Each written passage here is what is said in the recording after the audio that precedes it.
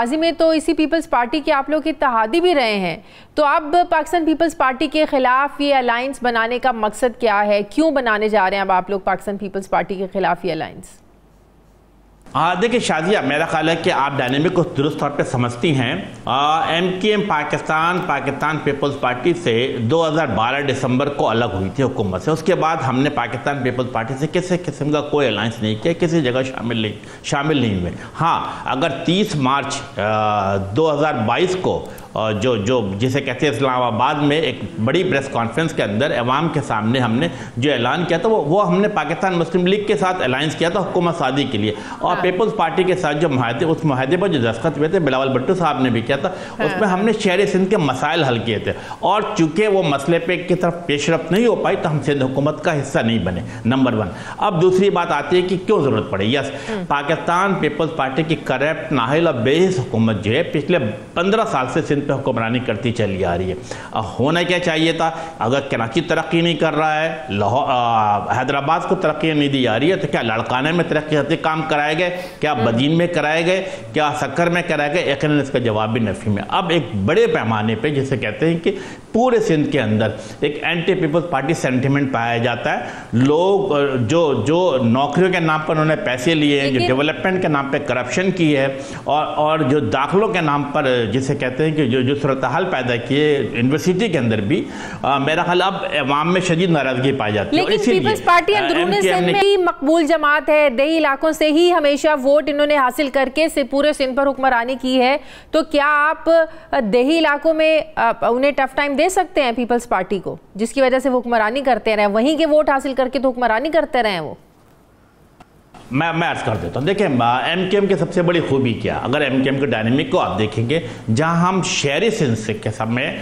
پچھلے 3 دہائیوں سے جیتے چلے آئے ہیں، اس کے اسی طریقے سے جو دیہی علاقے ہیں، اگر آپ ٹنڈو والا یار کو دیکھیں گے، آپ خیرپور کو دیکھیں گے، شکارپور کو دیکھتی ہیں، آپ گھوٹکی کو دیکھیں گے، تو ان علاقوں میں بھی ایم کیو ایم پاکستان کو جو قومی اسمبلی کا امیدوار ہوتا ہے یا صوبائی اسمبلی کا امیدوار ہوتا ہے، اسے بھی کہیں 18,000 کہیں 22,000 کہیں 28,000 کہیں 32,000 ووٹ ملتے چلے آئے ہیں۔ اچھی بات کیوں ہونے جا رہی ہے کہ جی ڈی اے کے ساتھ جو پارٹی تھی، جو فنکشن لیگ کے ساتھ لوگ تھے، جو جے یو آئی کے ساتھ لوگ تھے، ہم لوگوں نے ایک دوسرے کے ساتھ کوارڈینیشن کیا ہے۔ ایم کیو ایم کا اپنے جے ڈی اے کے دفتر کا دورہ کیا، اور جے ڈی اے کے top leadership M Q M کے دفتر آئی ہے، ہم آپس میں ساتھ مل کر بیٹھے ہیں، ایک اچھی سوچ اپنائی جا رہی ہے۔ اور میں آپ کو عرض کرتا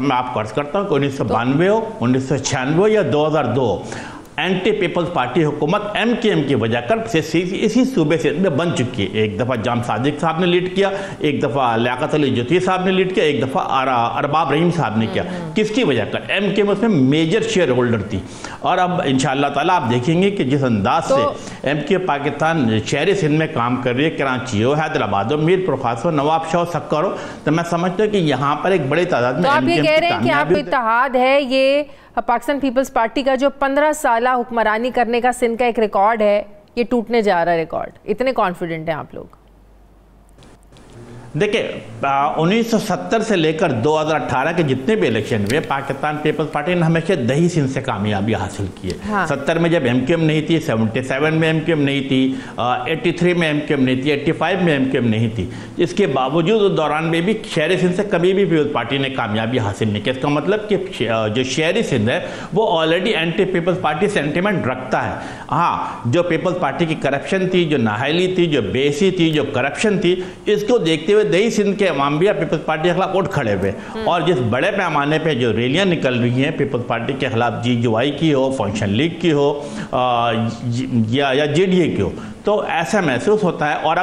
اگر جس طرح کہا، میں نے ایک بات اور بھی کلیئر کر دوں شادیہ، کہ ایم کیو ایم پاکستان کے پچھلے 35 سال کا ایک ریکارڈ ہے، ٹریک ریکارڈ ہے، کہ ایم کیو ایم کسی پارٹی کے ساتھ الائنس نہیں کرتی ہے۔ ایم کیو ایم ہمیشہ اپنے انتخابی نشان پتنگ پہ الیکشن لڑتی ہے، اور آج بھی جو مستقبل میں جو الیکشن ہونے جا رہا ہے 8 فروری کو، اس میں بھی ایم کیو ایم اپنے انتخابی نشان پتنگ پہ لڑے گی۔ ہاں، الائنس کا یہ مطلب تھوڑی ہے الحق صاحب، الائنس کا یہ مطلب تھوڑی ہے کہ آپ لوگ اپنا انتخابی نشان ہی چھوڑ دیں۔ الائنس کا تو مطلب یہ ہے کہ مل کر آپ لوگوں نے 2-3 جماعتوں کا جو اتحاد ہے، مل کر الیکشن لڑنا ہے، ایک حلقے سے دوسری پارٹی اپنا امیدوار کھڑا نہ کرے، اگلے حلقے سے آپ لوگ اپنا امیدوار کھڑا نہ کرے۔ الائنس کا مطلب تو یہ ہے، یہ مطلب نہ تھوڑی ہوتا ہے کہ آپ اپنا انتخابی نشان چھوڑ دیں، مل کر الیکشن لڑنا ہے۔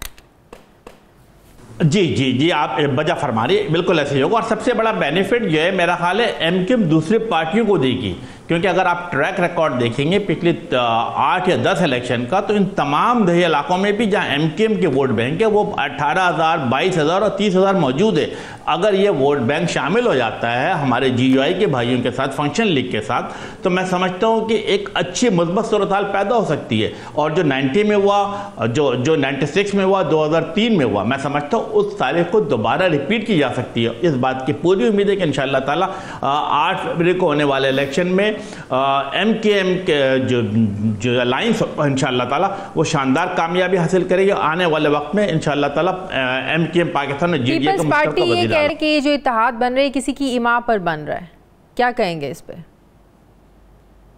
ایم کے ایم پاکستان ایک امامی جماعت ہے جو باہمی مشاورت کے ساتھ فیصلہ کرتی ہے، اور تمام فیصلے باہر نہیں بلکہ ایم کیو ایم کے رابطہ کمیٹی ٹیبل پہ بیٹھ کر کرتی ہے۔ میں سمجھتا ہوں کہ ایم کیو ایم پاکستان جس کرائسس سے شادیہ آپ کے علم میں ہے کہ 2013 2015 2018 میں جو ہم پہ کرائسس رہا ہے، ہمارے آفیسز بند کیے گئے، ہمارے سینکڑوں کے تعداد میں کارکنان لاپتہ کیے گئے، ہزاروں کے تعداد میں لوگوں کو جیل میں ڈالا گیا، ہمارے آفیسز بند کر دیے گئے، لیکن اپنی تنظیمی صلاحیت کی بدولت آج بھی ایم کیو ایم پاکستان اس شہر میں حیدرآباد میں میر پرخاص میں سب سے بڑی تنظیم کے طور پہ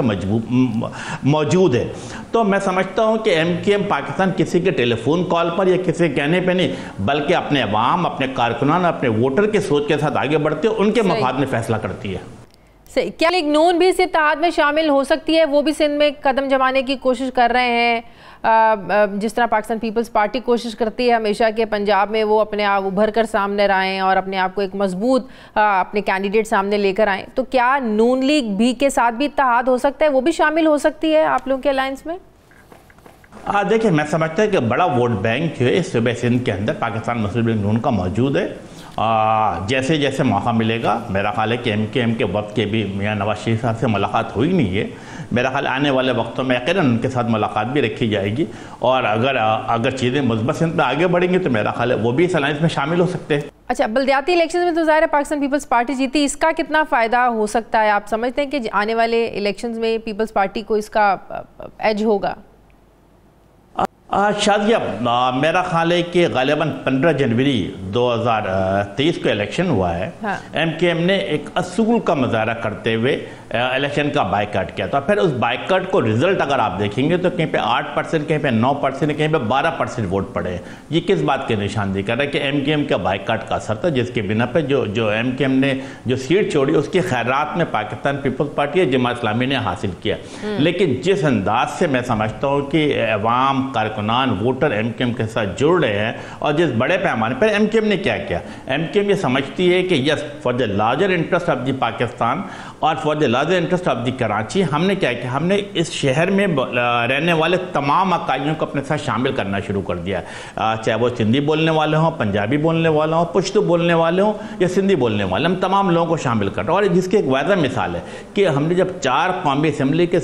امیدوار کے ناموں کا اعلان کیا ہے، شادیہ آپ کو سن کر خوشی ہوگی اور آپ کے چینل کے سبب میں پورے پاکستان کے عوام کو بتانا چاہتا ہوں کہ ہم نے 2 قومی اسمبلی کے امیدوار پشتو بولنے والوں کو منتخب کیا، نامزد کیا ہے۔ اسی طریقے سے صوبائی اسمبلی میں ہم نے پنجابی بولنے والے امیدوار کو نامزد کیا۔